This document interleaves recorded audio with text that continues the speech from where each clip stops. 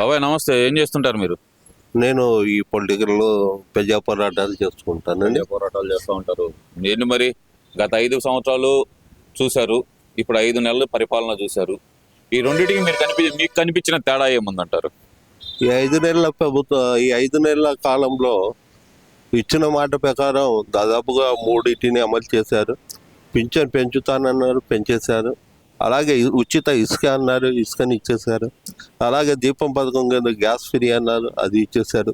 ఈ 5 నెలల కాలంలోనే ఇచ్చిన హామీల్లో 3 హామీలు నెరవేర్చడం చరిత్రలో చెప్పుకోదగ్గ విషయం.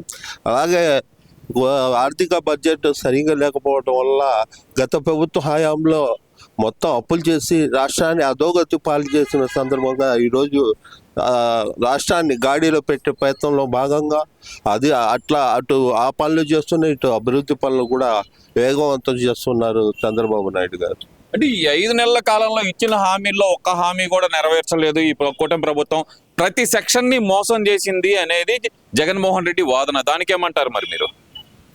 దొంగ దొంగ దొంగనే దొంగ దొంగ అని అరిచినట్లు ఉంటుంది జగన్మోహన్ రెడ్డి గారి మాటలు.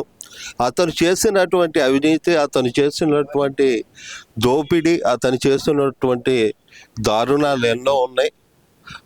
అతనిలాగా అందరూ ఉండాలి, మంచోళ్ళుగా ఉండకూడదు అనే భావనతో అట్లా మాట్లాడుతున్నాడు, రెచ్చగొడుతున్నాడు తప్ప రాష్ట్రంలో ఈ 5 ఏళ్ల పాలనలో ప్రజలు చాలా సంతోషంగా ఉన్నారు.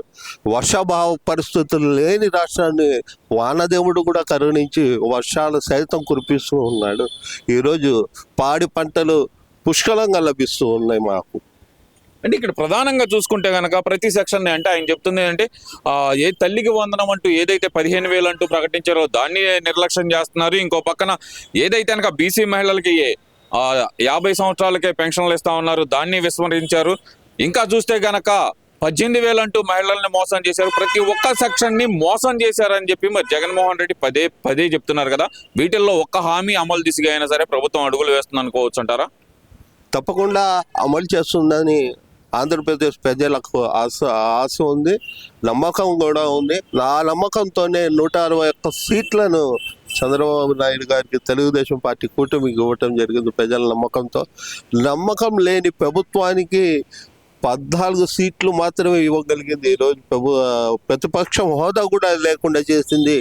మతి తప్పి ఏదేదో మాట్లాడుతున్నాడు. ఆంధ్రప్రదేశ్ రాష్ట్ర ప్రజలు అమాయకులు కాదు, తెలివైన వారు, వాళ్ళన్నీ గ్రహిస్తూనే ఉన్నారు.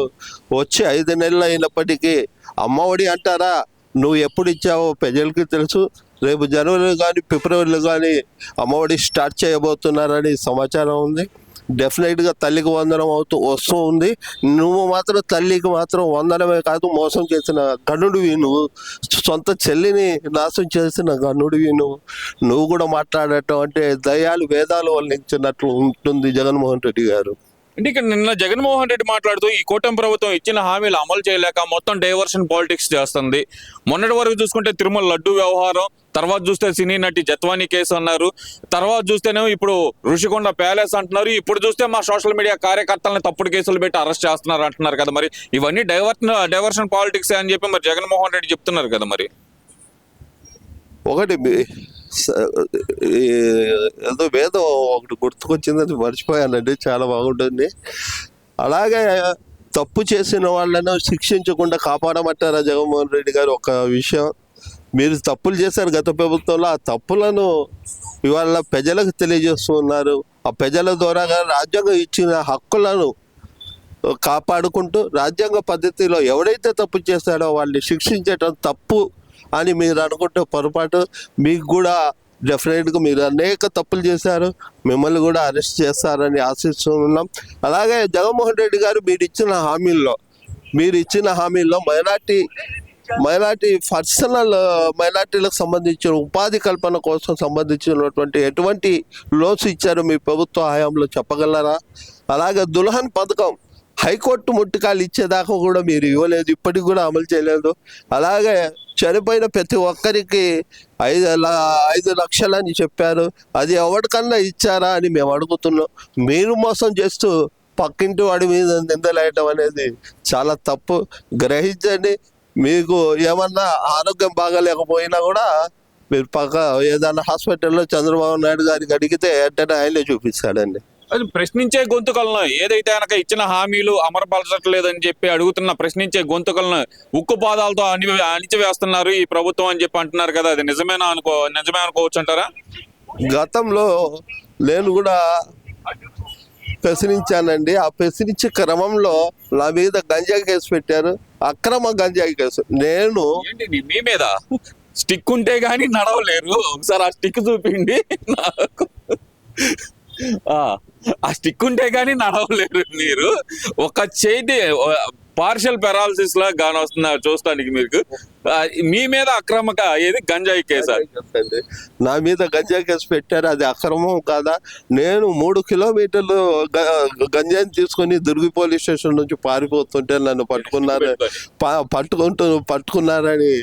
ఎఫ్ఐఆర్లో కూడా రాశారని తెలిసింది. అయితే ఇది ఎంతవరకు న్యాయం? నేను మీరు చేస్తున్నటువంటి తప్పులను ఎండగడితే నా మీద కేసు పెట్టారు. ఆ రోజు మీకు గుర్తుకు రాలేదా? జగన్మోహన్ రెడ్డి గారు మీ విజయం కోసం నేను 2012 నుంచి 2019 వరకు కూడా మీకోసం కష్టపడ్డవాడిని. మీ విజయం వెనక నా పాత్ర కూడా ఉంది. మీకోసం అనేక సోషల్ మీడియాలో యాక్టివ్గా పనిచేస్తున్న వాడిని. ఈరోజు మీరే ఒక్క నిమిషం క్లారిటీ రాలేదు ఇక్కడ. అంటే ఒకప్పటి వైసీపీ కార్యకర్త, కరడుగట్టిన వైసీపీ కార్యకర్త మద్దతుదారుడు, కరడుగట్టిన మద్దతుదారుడు మీరు అనుకోవచ్చు అంటారు.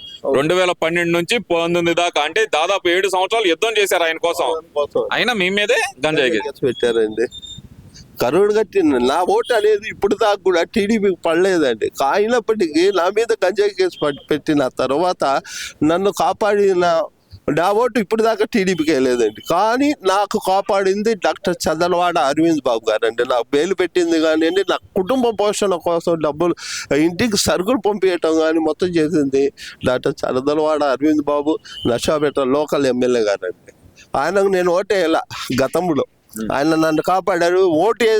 ఓటు వేపించి అతని కోసం కష్టపడి అతని కోసం ఉద్యమాలు చేసి ఎన్నో చేసిన నా మీద మాత్రం మంచి బహుమతి ఇచ్చాడని గంజాయి కేసు పెట్టేసి.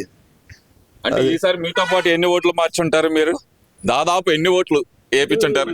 నేను 2014లో నా మిస్సెస్ ఎంఐఎం తరఫున 15వ వార్డులో కౌన్సిలర్గా పోటీ చేయించానండి.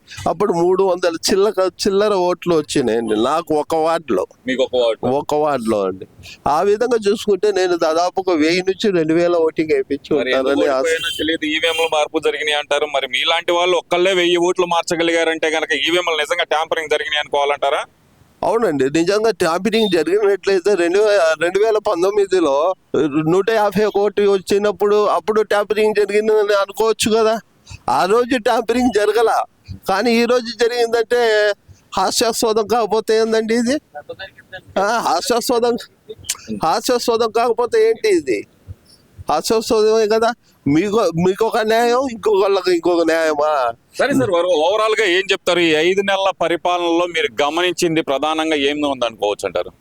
పేద ప్రజలు చాలా సంతోషంగా ఉంటారు అని కూడా ఆశిస్తున్నాను. ఈ 5 ఏళ్ల ప్రభుత్వ కాలంలో ప్రతి పేదవాడికి సంక్షేమ పథకాలు అందుతాయి, దగ్గరుండి అందిస్తారని కూడా ఆశిస్తున్నాను. Thank you sir.